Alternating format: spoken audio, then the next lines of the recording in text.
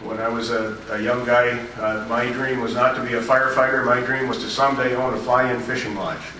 And ultimately, I was able to do that with my wife's support and participation in that.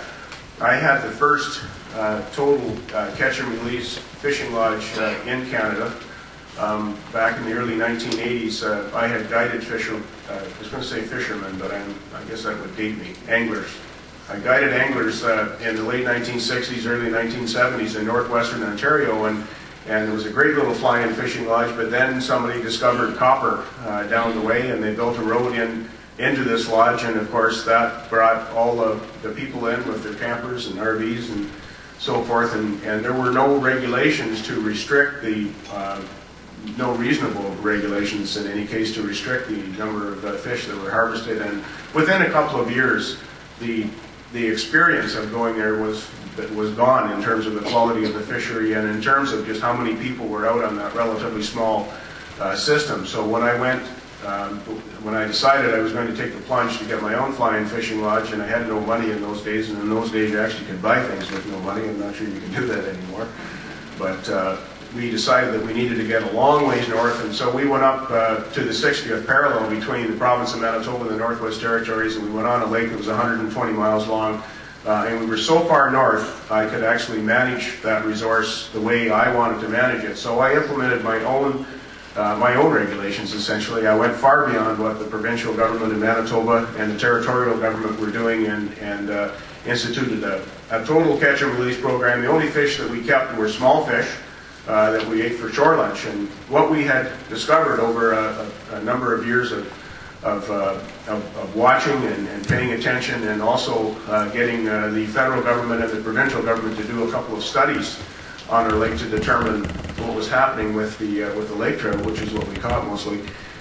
We found that the larger lake trout, the trophy trout, that the tourist was prepared to pay a lot of money for, they seemed to be a separate genetic strain, because we would find 25-pound lake trout that were 15, 20 years old, but we would also find lots of 3 and 4 and 5-pound lake trout that were also 20 and 25 years old. So what most sport fishing lodges were doing in those days was they were taking their big fish and they were allowing people to keep those big fish and put them up on the wall, and what they were doing inadvertently, of course, was reducing the genetic strain in that lake wherever they were, and ultimately they would end up with a body of water that was not capable of producing or as capable of producing trophy fish. So we did a lot of innovative things to create fiberglass mounts. We actually convinced our clients to accept a fiberglass mount that was built in Winnipeg.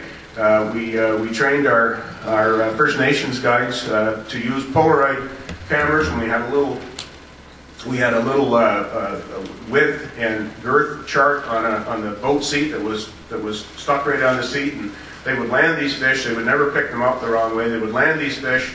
The angler would hold the fish up like this. There would be a very quick Polaroid picture taken. They do a quick girth, quick length on the seat of the boat, put the fish back in. This all took less than a minute. And then they would carry on, and they would come back, and we would take the length and the girth. We would give it to the taxidermist in Winnipeg, who had developed this fiberglass mold process. And they would get a fish in the mail, and it would be their fish. And we encountered some pushback to that, and we encountered some considerable pushback to the idea that people were going to release these fish instead of killing them and taking them home, which was what the culture was in those days, and still is to some extent. So I know that story doesn't probably establish my bona fides totally, but I just wanted you to know that I have had some on-the-ground experiences. I do also just quickly want to tell you a little bit about what our government is doing. We're certainly leading the way in this country with the most decisive action on climate change, perhaps the most decisive action in most of the world, I think. We're harnessing market forces to help make cleaner choices more attractive and to encourage the development and use of technologies that emit less carbon. Now, we recently, as in last spring, passed significant climate action legislation. We set greenhouse gas reduction targets for the province. We passed legislation governing vehicle emission standards, and of course we launched a carbon tax to encourage low-carbon economic development while reinvesting every penny of that carbon tax collected into targeted tax relief for individuals and businesses. And we will stick to our guns on that. Premier Campbell is determined to reach our 33% greenhouse gas reduction by 2020. I know that being in politics for 8 years, that politicians often get criticized for not having the courage of their convictions and just following the most recent poll. I can tell you that the Premier of this province is not like that, and we will stick to our guns. We're going to stay with that objective, and we're going to reach it. Now, fortunately for us here in BC, the tourism industry is right there with us, working to establish the programs and the tools needed not only to address climate change, but to make BC tourism sustainable generally. And our neighbors in the state of Washington are also with us. We signed a Greening the Border MOU with Washington recently to reduce the idling at our very busy border crossing, and we're looking for ways to divert people from that particular border crossing to other border crossings as part of this program.